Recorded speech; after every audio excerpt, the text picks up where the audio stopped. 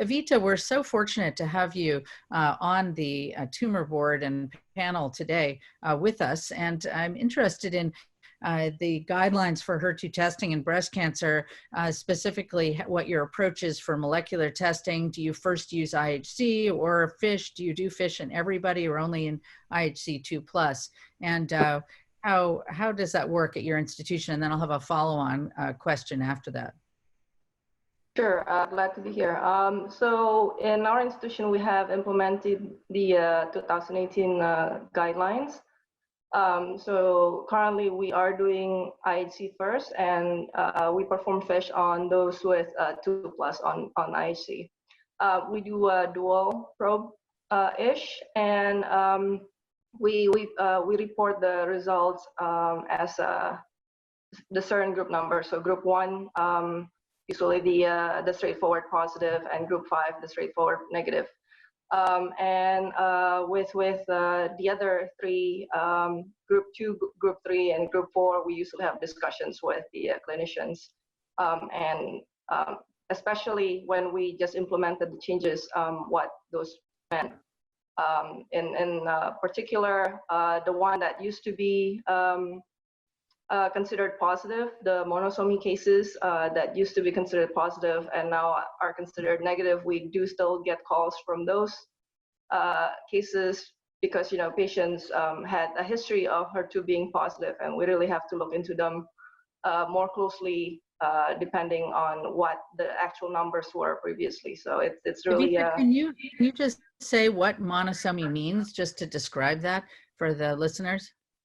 Sure. So in the HER2 testing, in normal chromosome, you will have 2 chromosomes of 17, where the HER2 is, and the centromere.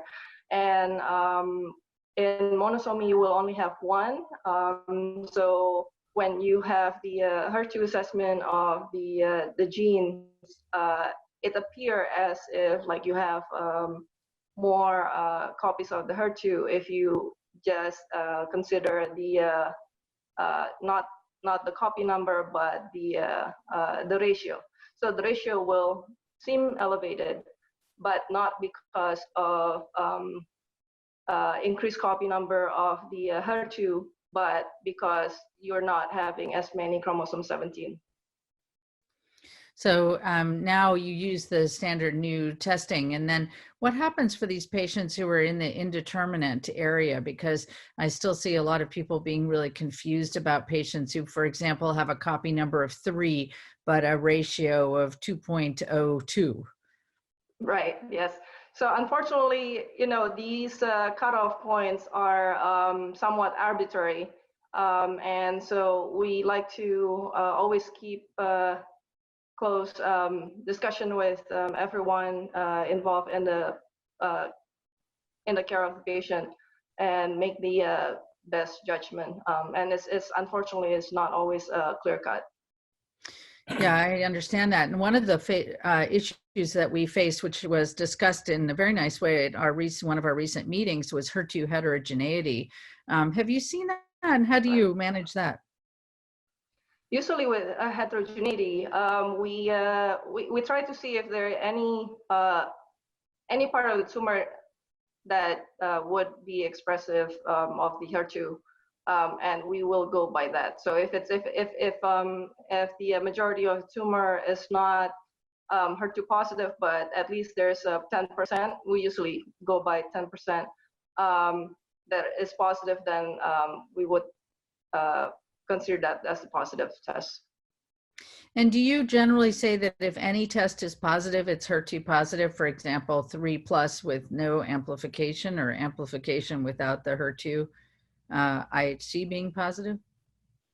Now that is an interesting question. Yes, there are some cases where the HER2 IHC is positive, and depends on the situation. So, for example, HER2 positive cases on IHC that on lobular carcinoma, for example, we tend to also do the FISH on them to see whether the results of the IHC correlates with the results of the FISH.